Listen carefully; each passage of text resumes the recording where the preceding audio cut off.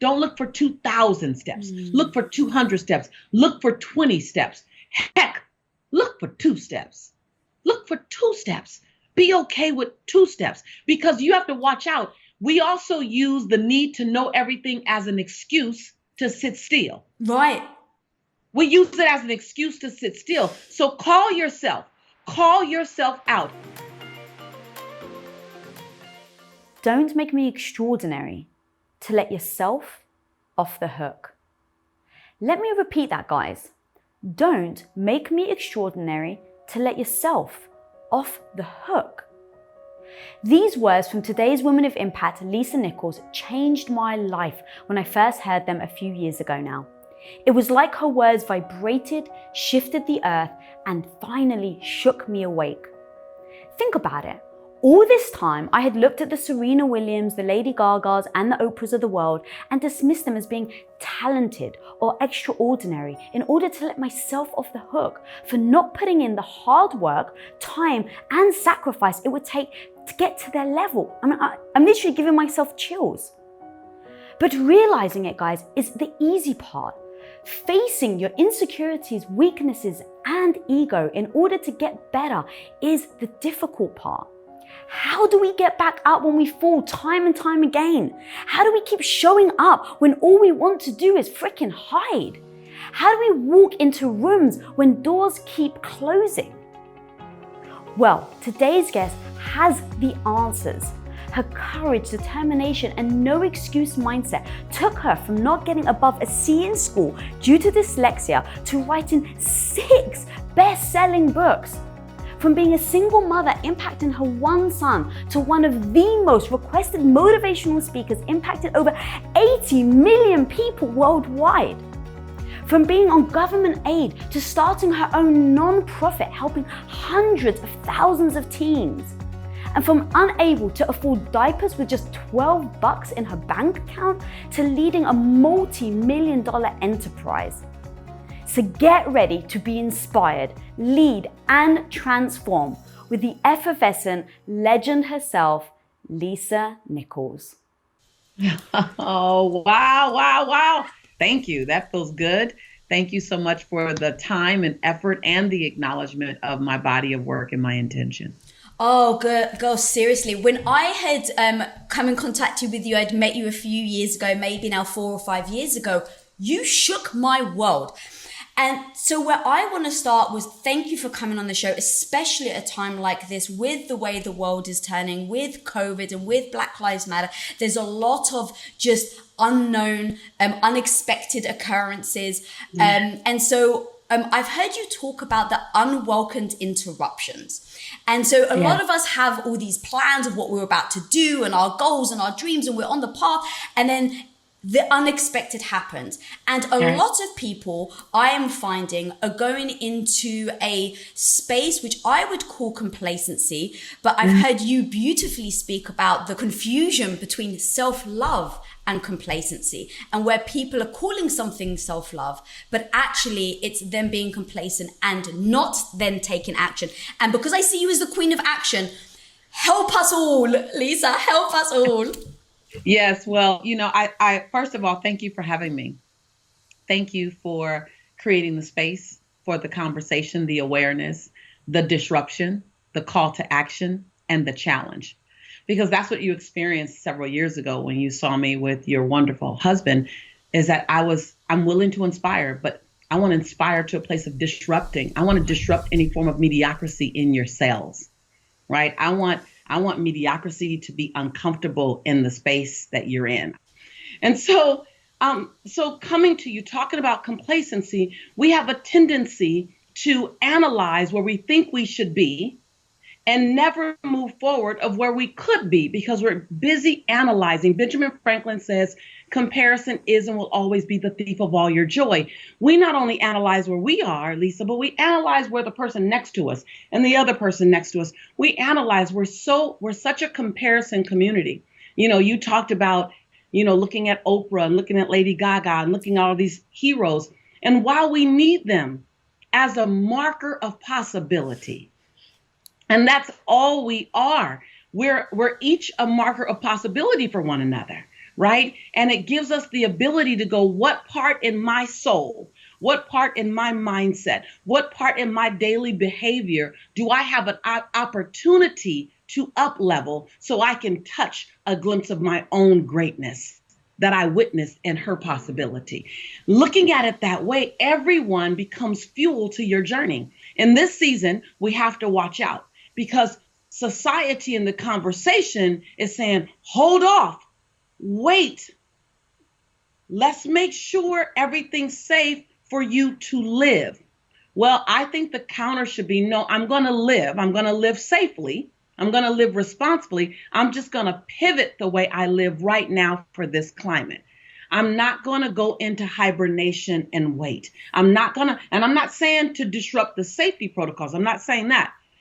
My business has grown about 15% over the last 5 months, which is insane. It's insane. Like I look at it and go, what the heck happened? Well, what happened is I'm always looking for where do I need to pivot? I'm not waiting for what the world is going to tell me. I'm going, okay, wait, what do people need right now? Always operate from a place of service. That's number one. So it wasn't what business opportunity can I have right now? It wasn't how can my business grow right now? My question when everything hit was, how can I serve people where they are right now? So I did 30 days of a diet of possibility to counter all of the other things that you're ingesting on the news. Let me give you 30 days of a diet of possibility. And every day for 30 days, I went on and I just did 15 minutes of possibility. And so I want to invite people to go, hold on. If I called myself to touch the best version of myself, even during COVID, during Black Lives Matter, if I say I'm protecting my memories of myself, that my memories of myself 20 years from now will be based on the action that I'm in today.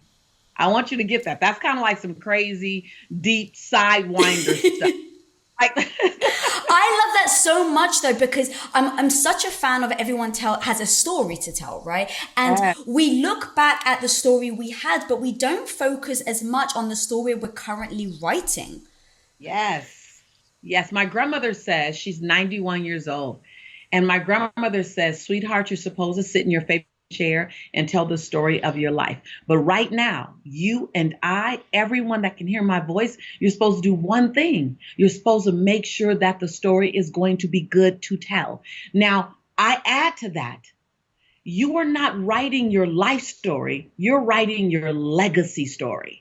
When you look at the people who made it possible for a young girl like you and a young girl like me to come together, look at us. We're crossing cultural lines. We're crossing geographical lines. We may be crossing religious and spiritual lines, social economic lines. We're crossing every line that our great great grandmothers could not cross.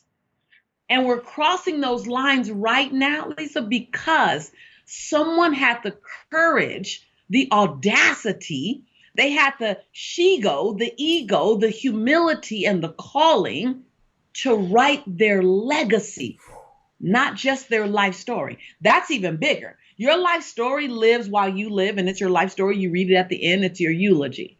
Your legacy feeds young girls, young boys, Black, white, Asian, Latino, gay, and straight, who are not even born yet. That's big living. And I don't know if I'll do it. I'm not sure if my life is going to have a legacy that impacts generations after I'm gone, but I'm going to spend this lifetime shooting for it. I love that. And talk to me actually then about not knowing, because I think a lot of people will be like, I need to cross that finish line to kind of give myself that, congratulations. But right. I love the notion of you're never going to be done. If you're really in it for, if you have purpose and the result, you're never done. That right there. Now I'm going to say something that might disrupt people, but that's who I am. Your ego wants to know about the finish line first. That's ego. And it actually is more selfish than service. So it's saying, if I know where I'm going, and if I know that it's going to work, and if I like how it's going to end up, then I'll play full out. What?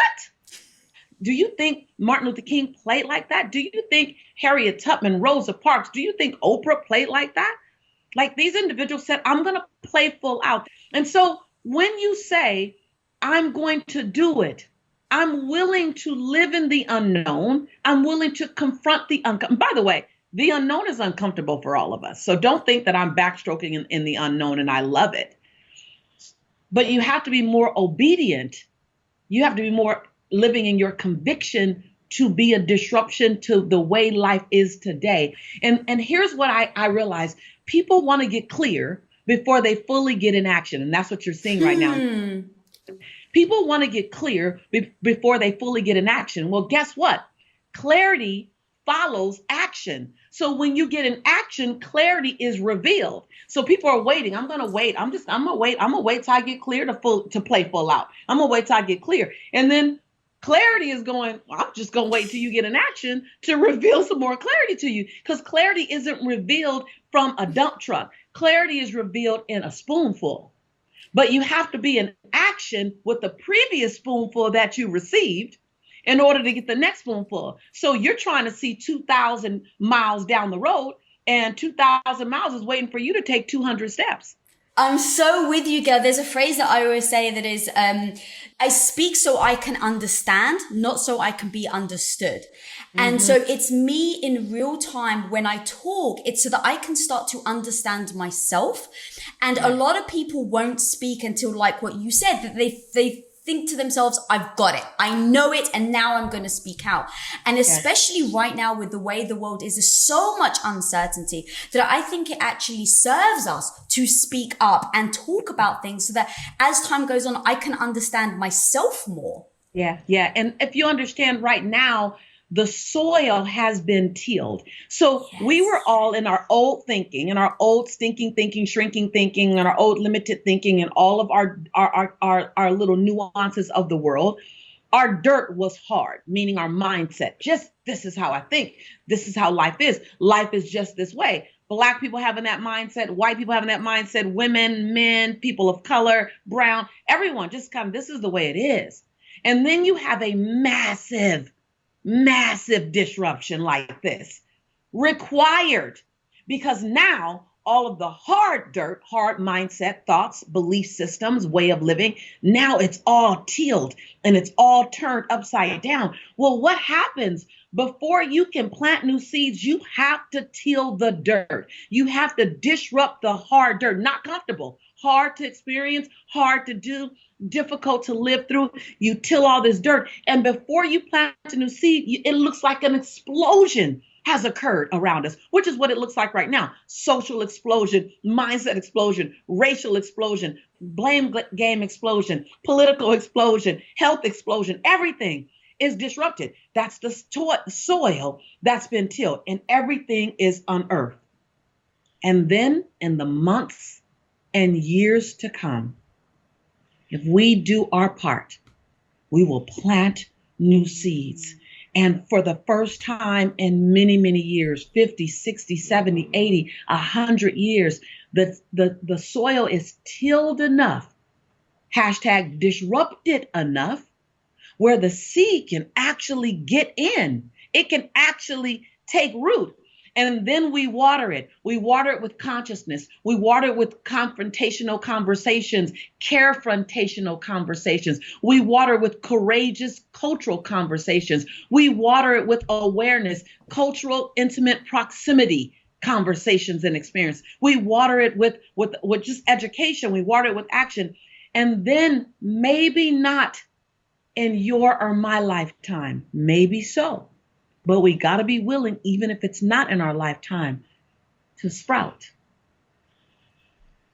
a new tree of possibility, a new tree of connection, a new tree of awareness, a new tree of cultural sensitivity, a new tree of equality, a new tree of health and wellness. So we are at the very beginning of farming a new way of being, a new way of living. Is it possible? Yes. Is it hard work? Yes. Is it disruptive? Heck, yes. Is it taking too much time? Yeah. Are we impatient? Yeah. And we would not be here if someone didn't plant a seed 60 years ago, you and I, would not be here. Wow. That's so powerful. And I want to take it further because you are the perfect example of speaking truth and living truth. So in saying all of that, people that are listening, right, I'm sure they want to just like me, want to jump up and scream, hell yeah, Lisa. And then I switch off the video. I stop listening to motivation things and I'm by myself. And all I have is that internal voice that is very much fearful of the struggle ahead, that wants to soothe me in every way, which means hide, don't confront, don't address the truth, don't try anything because, hey, if you fail, you are a failure. All these words and feelings start to bubble up. So Lisa, when you were in those situations, when you were, a single mother, no one knew who you were, and your office was your tiny, tiny closet that could just about fit a table, how do you self-soothe? Like, what is that? What does it actually look like to do it? Because I agree, if we can all do it, the outcome will be beautiful, but we all get it in our own way. Yeah, absolutely. So we are a calamity of dysfunctional experiences. There's not one person breathing. I don't care what television they're on, how many followers they have. There's not one person breathing who isn't managing their own dysfunction. I don't care what they tell you. If they tell you they don't have it, they are lying, right? Now, what our job is to not try to deny the dysfunction, is to learn how to be with the dysfunction and still be of major service to our families and to society with the dysfunction. I know that sounds uncomfortable to hear, but heck, we are all managing our feeling of insecurity, or we're managing our active comparison. We're managing our chatter. Am I good enough? Am I smart enough? Am I pretty enough? Am I young enough? So many times people would tell me how great I was. And I go, God, they have no idea about my past and how much I struggled. And I thought that if they knew that, that would discount who I was. I was so afraid to go on Oprah. I remember the night before going on Oprah, I'm like, they're going to find out that I have issues. The smartest thing I did was just begin to yell from the mountaintop, hey, I have issues. I have major issues. I just have learned how to manage my issues and still be of service with my issues, with my dysfunction. I've learned how to perfectly manage my imperfection.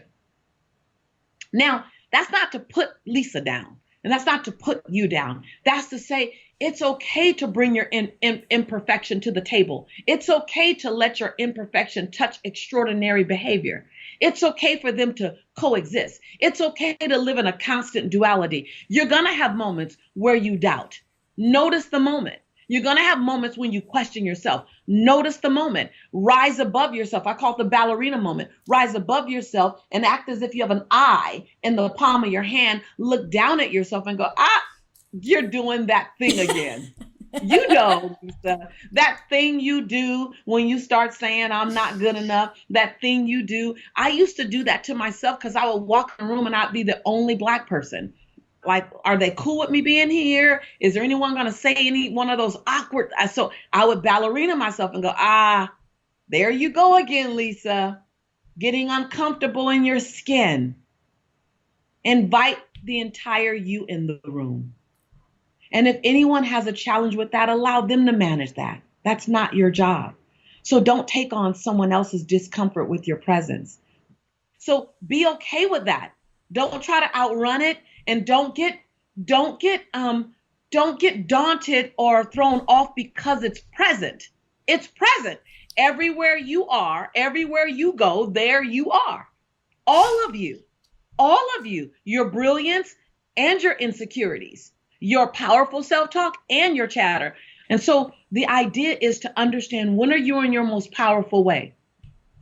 And when you feel like you're sliding out, you need to have neuro-linguistic programming in place. And that's an anchor to tell you, you slipped out. Let's get back in. Now, for me, I have two anchors. One, I raise my hand above and then I look down at myself. You notice how I keep looking down? because I literally say my eye is right here and I'm looking down at little Lisa because little Lisa shows up and she gets in big Lisa's way. Right. And little Lisa is my 21-year-old who was insecure. She's my 16-year-old who didn't know she was dyslexic. She's my 25-year-old who had this beautiful body, but didn't quite have the maturity to match it and all this attention coming from men. She's so many parts of me. And I bring her on the journey. And when she starts coming into the foreplay and she's interrupting things because she's scared, she's frustrated, she's lonely, she still comes in. I rise above, and I know this looks crazy, and I'm not like all woo woo. I'm a real practical girl. I rise above, I look down at her, and I go, I understand you're scared. I understand you're frustrated. I understand you're angry, but you have to let me lead. I've studied. I've worked. I've got education for us. Let me guide us. So I talk to my little Lisa. I let her live. I tell her all the time, you can ride along on this journey, but you have to stay in the back seat and let me drive. So you have to be willing to confront your own self, talk to your own self, and then ask for help. Ask for help. Send out an SOS signal and have someone who's only committed to your highest consciousness to be able to throw you a lifeline. So that's two parts. That was amazing. One question I actually have though is if you're going for, accepting your true self and then going to rise above it, how do you then rise above it? Because I think a lot of people get stuck in the accept myself, accept the feelings, accept the emotion, but there isn't that drive to get past it. To step out of that takes the hard freaking work. Yeah. So how do you do that? So number one, you have to begin with the end in mind. So you have to know where you want to end up. So I want to tell you something that I did a long time ago. And if you're bold, the bold and the courageous will do it. And everyone else, this is just entertainment for you. But write your legacy or write your eulogy. Start the sentence with, here lies a woman who. And what did you do while you were here? You got to get so sold out on what you haven't done yet. What you haven't done yet has to call you to your greatest version. What you haven't done yet has to get you out of the sinking sand. What you haven't done yet has to be so powerful, Lisa, that it calls you to confront yourself. But if you don't know what that is, you can make it all up. And you can be totally wrong, but be totally wrong with some like badass stuff, like be totally some amazing things. You can be wrong, but you better set an intention that's so freaking off the chart. My intention when I wrote my eulogy 22 years ago, here lies a woman who connected humanity. Here lies a woman who inspire people to reach across color lines, religious lines, geographical lines, and socioeconomic lines. Here lies a woman who inspired people to live soulfully. Here lies a woman who supported, inspired, and saved thousands of teen lives. Here lies a woman who gave her life to the greater cause of healing for others. I just kept saying, here lies a woman who, here lies a woman who, here lies a woman who. And I said stuff who I had no idea how I do it. Like, I don't know how I'm going to do that. Like, that's crazy. At the time that I said it, here lies a woman who helped to heal all of humanity. When I first said that, I was in Inglewood, California, girl. I had not left LA County. I had never spoken to an audience that wasn't all Black. I had never spoken to an audience that was of different religions. I didn't know how I was going to do it. So the way you do it is, one, what are you going to do when you're standing, when you're flying, when you're soaring? What will you do?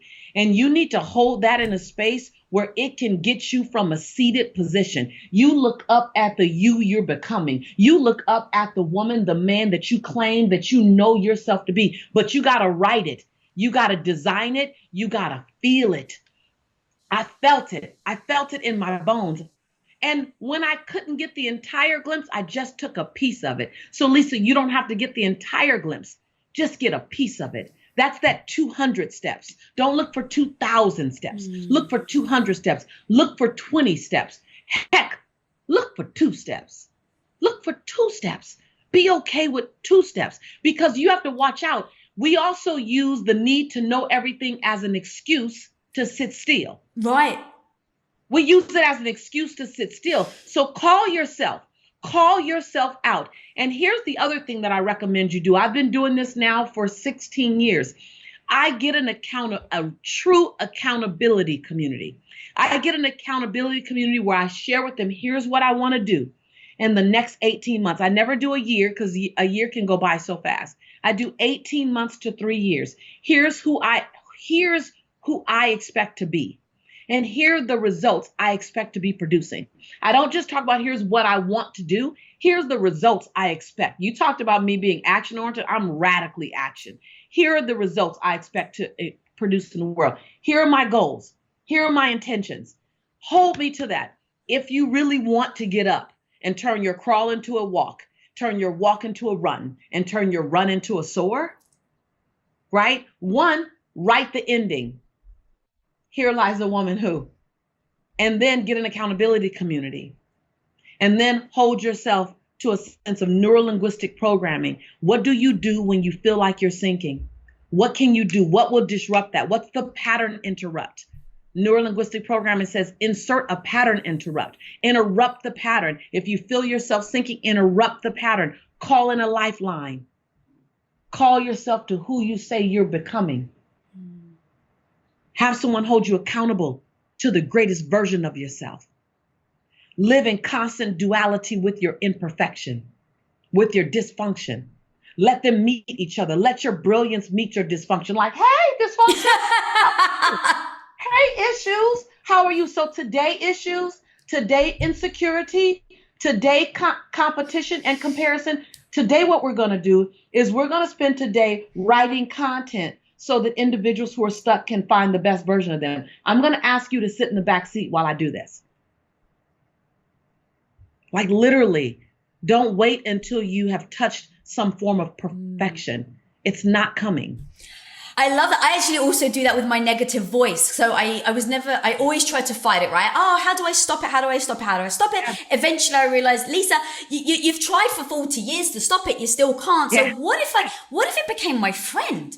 And now it's like, hello, right. Hello, friend. What are you trying to tell me? All right, now go and sit in the corner, right? Like I so love that. Yeah. And then expose it, because when you expose it actually minimizes it. So one of the things I'm committed to doing this is to help people find their power place through finding their power voice, right? I've built a career, a lifestyle. I've touched so many people using my voice, my power voice. But Lisa, for so many years, I didn't have it. I didn't know I had it. I didn't know how to hone it. I didn't know how to use it. I didn't know how to turn it up. I didn't know how to craft it. I didn't know that it didn't have to be in a certain way. And so I'm committed now to help people find their power voice, but to help them give themselves permission to have a power voice, and then to hone the skill sets, because there's a skill set that reaches across cultural lines. There's a skill set that reaches across generational lines. You want to touch young people? That's a skill set. It's 2 things. It's a personal development and personal mastery awareness that allows you to give yourself permission to do that. The first thing, Lisa, is you have to give yourself permission to have something to say. Hello. You have to give yourself permission to be worthy of being heard. You have to give yourself permission to have had that history, that background, all of that dysfunction, and still be the perfect person for such a time as this. You're perfect for such a time as this. No one can bring it like you can bring it. No one can deliver it like you can deliver it. No one can touch the world, world of 1 or world of 100 or world of 100,000 the way you can. You are a unique, unrepeatable miracle. No one can do you better than you. So the first part is giving yourself permission to show up, shine, and show out. Ooh, that's very, very powerful, girl. You said that everyone needs to give themselves over 1,000 second chances because we're going to fail. We're going to try something. We're not going to do it very well. And to give ourselves the grace to get back up and say, all right, that was number 232. I think is so beautiful. And, I heard you tell the story about how you, every year of your son's birthday, you would almost give yourself grace to fail that year. Happy birthday, Jelani. Now remember, this is my first time being the mother of a 9-year-old. Happy birthday, Jelani. Now remember, son, this is my first time being the mother of a 13-year-old. Happy birthday, Jelani. Now remember, son, this is my first time being the mother of a 17-year-old. And can I tell you, when he turned 18, I'm not sure what I did, but I made some dumb decision and it hurt his feelings and I felt really bad. And I went into his room and, now he's 6'2", and I'm like, I'm sorry, son. I wasn't thinking. I apologize. And my son looked up at me and he said, it's okay, Mom. It's your first time being the mother of an 18-year-old. Grace, giving yourself grace to do it 1,000 times. And if you learned the lesson, was it really a failure? We're willing to pay money. We're willing to pay hard-earned money to go to school to get an education. What do you think life lessons look like? It's wrapped in what looks like a failure. But if you pull the lesson out, then I got a lesson. All my mistakes, all my errors, all my failures gave me some form of information. And I pulled that information out and I applied it to the future version of myself. Man, I'd rather live a life all day long where I have a gazillion failures, because that means I leaped a gazillion times. And if you want to see the finish line before you ever leap, then you're not trusting your own wings. And only 3 things can happen if you leap and you fall. You either fall and you spring up. You either fall and then you catch flight and you never hit the ground and you fly, or you fall really hard, splat, you lick your wounds, you stretch out a little bit and you go, okay, well, that hurt. Next. Freaking again, you're a gladiator. We're in this for the long haul. We're not one and done. We've never been one and done. Your human spirit is unbreakable. Your human spirit is unshakable. Your human spirit is unstoppable. Now your heart gets broken. Your body gets weary. I'm not saying that that's not true. Your emotions get engaged. I'm not saying that's not true. You feel daunted. You feel out of energy. You do. It's real. And then there's more in you. There's more in you. I promise you, you will blow your own mind. I tell people now, I'm not in the goal setting business. I'm in the blow my own mind business now, because I'm blown away with what we can do. I'm a little girl from South Central LA. I'm a little dyslexic girl who wasn't supposed to be in Kazakhstan and Croatia and Swaziland, who wasn't supposed to teach in Ireland, who wasn't supposed to have lunch with the Queen of Swaziland, or sit across from Oprah, or sit across from Larry King, or support and coach beside Dr. Phil. I was a little girl who was insecure, uncomfortable in my mocha skin and my full lips with my round hips and my kinky hair. I was a little girl who at 19, I was suicidal. I had a handful of Tylenol, extra strength Tylenol, contemplating suicide, Lisa. I was a young woman too pained with her memories of being molested as a child by her babysitter's son. I was tormented by the thought as they came flooding back into my memories. I was a young woman in so much pain, I felt like checking out through suicide would be easier than living. So I know what it feels like to feel daunted and to feel like the memories or the conversation or the world around me called my life is overwhelming. I know her. But when you get a glimmer, either through your own eyes or through someone else's eyes, because someone else can see for you sometimes what you can't even see for yourself. And in those days when they can see more for you, borrow their lenses.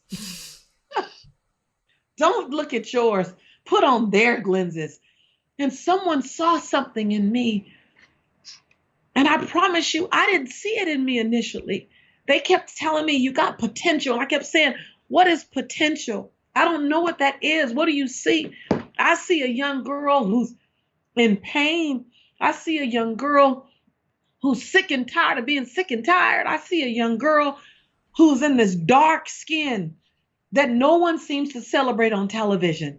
There are no supermodels that look like me. I got these full lips and these round hips, and no one is saying a size 8 or a size 10 is beautiful. I got this kinky hair. No one is telling me that kinks and curls and coils are beautiful. Oh, it might have gotten popular later. I tell people all that stuff is beautiful now, but I've been having to carry for over 50 years.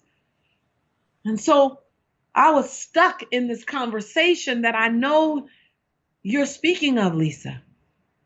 I was stuck in this reality that looked like my dysfunction and what God gave me was holding me back. And then someone else told me something I'd never heard. You can be amazing. You have what it takes. I do. You get to get up. I can again and again and again. For real? Your failure can feed your future. Really? It's in your failure that your greatness will be born. Huh? That even with all your imperfections and your issues, you're perfect for the calling on your life. And the calling on your life will never be passed on to someone else. It will always be yours. Really? With all my stuff and all my imperfection and all my dysfunction and all my insecurities, I get to be great? Your human spirit is waiting on you to give it an assignment, a bold, bodacious, audacious, ginormous, scary assignment that is going to take you a lifetime to live out. Lisa, what made you believe them?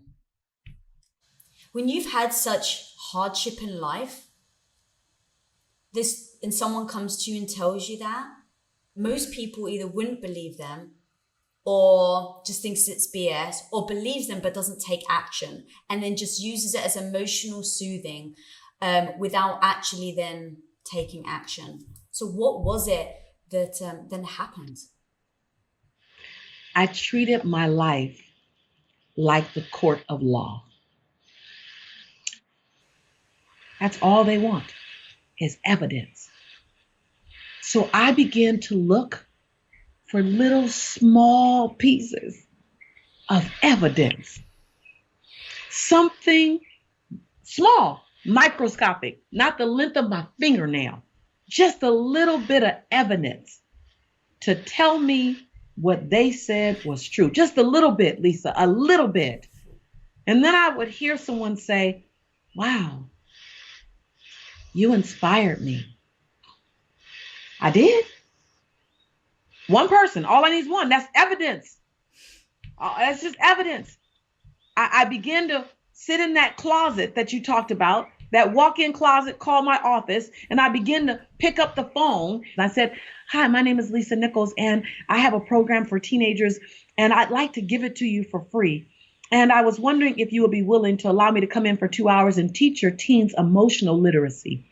I teach emotional literacy. Now, I had never really taught it, but I believed I could teach it. And I doubted, and I doubted, I doubted, and I doubted, out of the yellow pages, Lisa.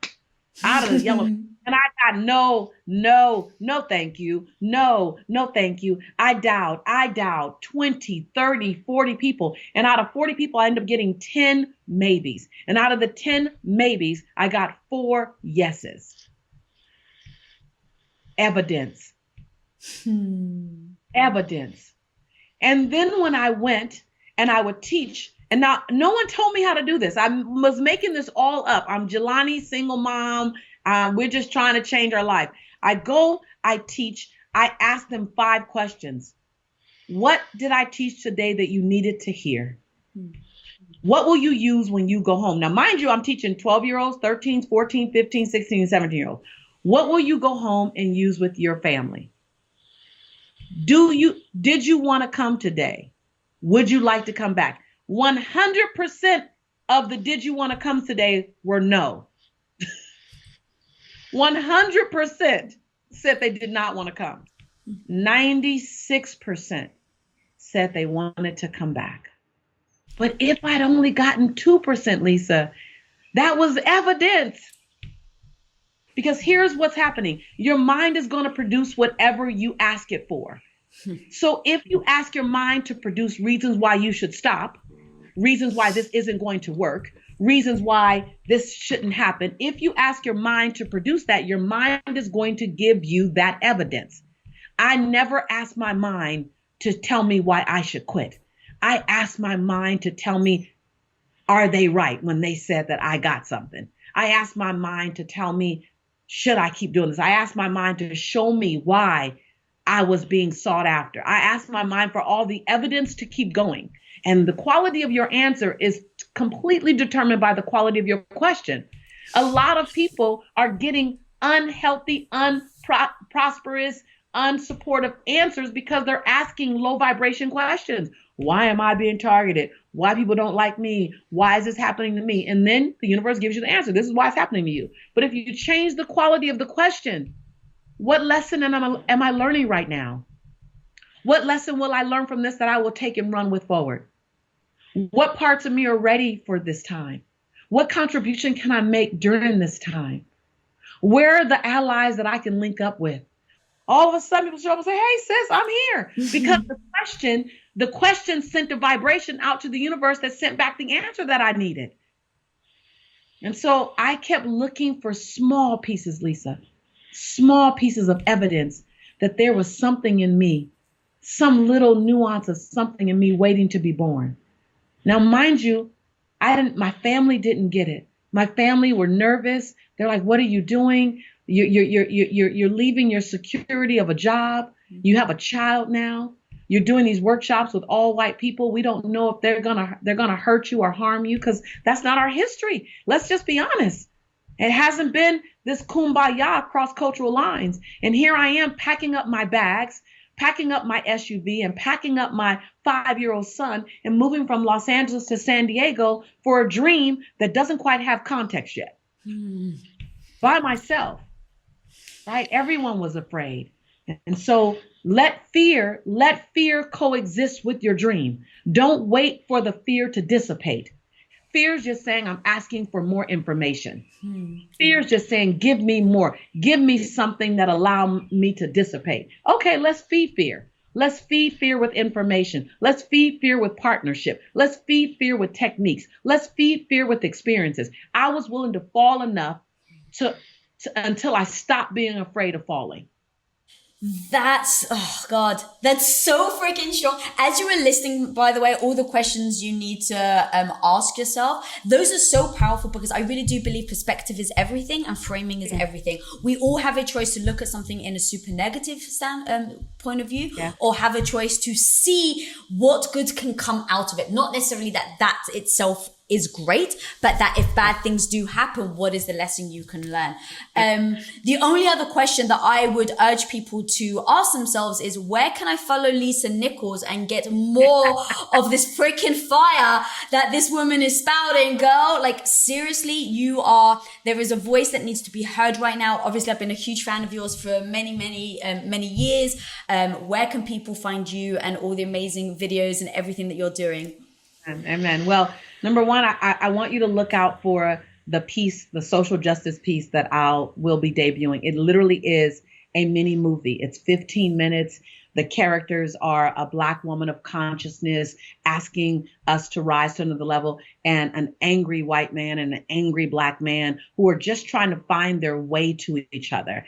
And it's a beautiful piece of confrontation, resolution, honesty. And so look out for that. It's gonna come out. It's free. I want to put it out to the world. I'm going to ask your support, sis, to help me get it out. So that's a part of the awareness that's going to come out. And it's my spoken word debut, and it's very amazing, beautifully disruptive. I literally nervous for the first time in years, really nervous about something. But I want to invite you to go to powerhousespeakers.com, powerhousespeakers.com, and sign up to be on the wait list for an event that I have coming up about honing and using and elevating your voice.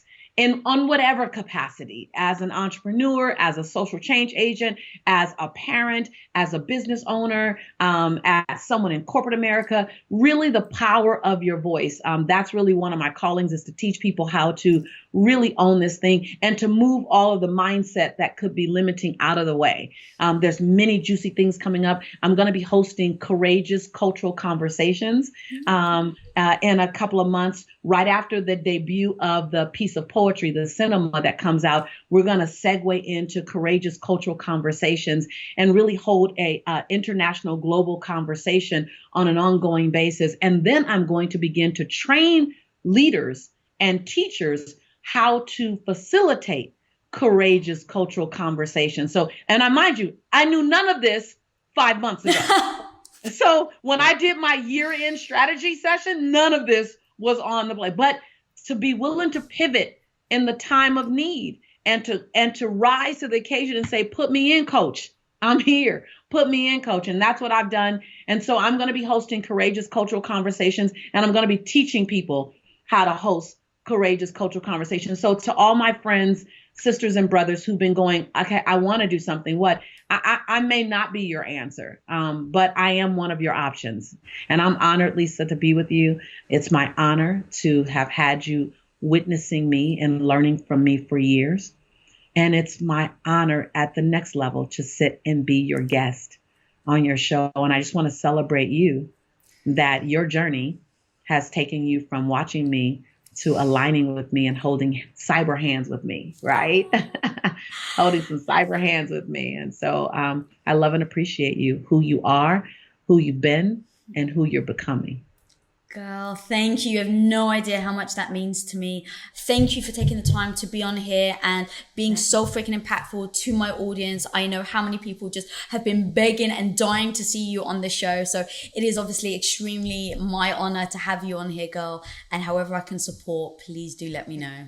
Amen. And to all of my sisters and brothers who have asked for me to be here, I thank you. I speak life into you. I speak restoration into you.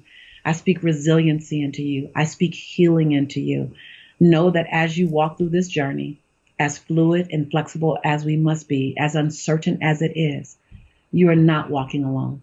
We might be apart in distance, but we're connected in our hearts. I promise you that. I'm your sister in prosperity and possibility. And believe me when I say I love you, because I do. Thank you. Guys, there it is. Go check her out. This woman is not only just had the most beautiful soul, but she's so freaking badass. She doesn't use excuses. She holds herself accountable, and she inspires everybody else to hold themselves accountable so they can then make the change in their own life. So go check this woman out. And until next time, guys, be the hero of your own life. Peace out. What up, guys? Thanks so much for watching this video. If you'd like another dose of badassery, make sure you watch this video right here or this one right here, because I know you'll like them. But hey, also, while you're here, guys, you might as well click that subscribe button down there so you don't miss any future episodes. And until next time, be the hero of your own life. Peace out.